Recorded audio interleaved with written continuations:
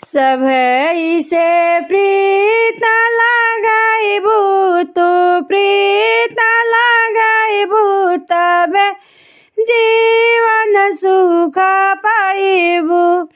सभई से प्रीत लगाइबू तू प्रीत लगाइबू तबे जीवन सुख पाइबू।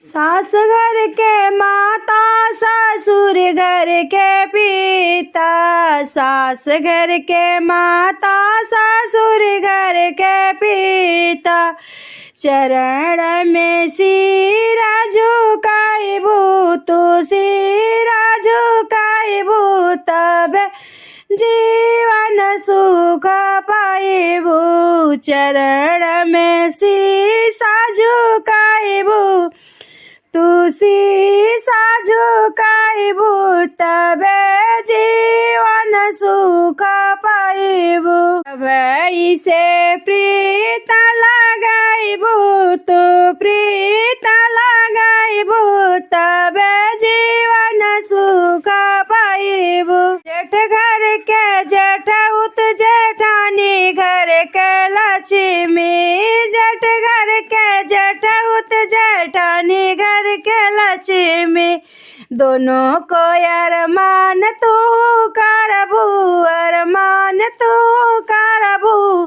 कुला के नाम बढ़ाइबू दोनों के अरमान तू करबू आदर तू करबू।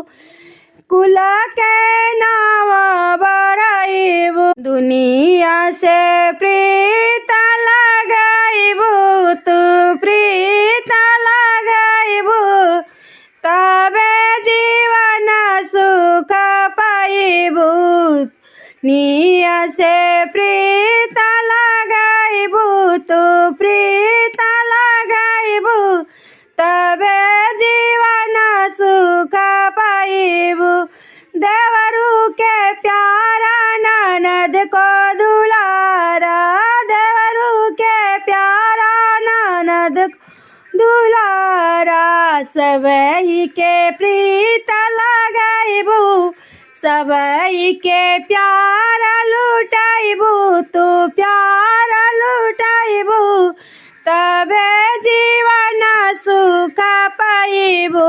सबई से प्रीत लगाइबू तू प्रीत लगाइबू तबे जीवन सुख पाइबू।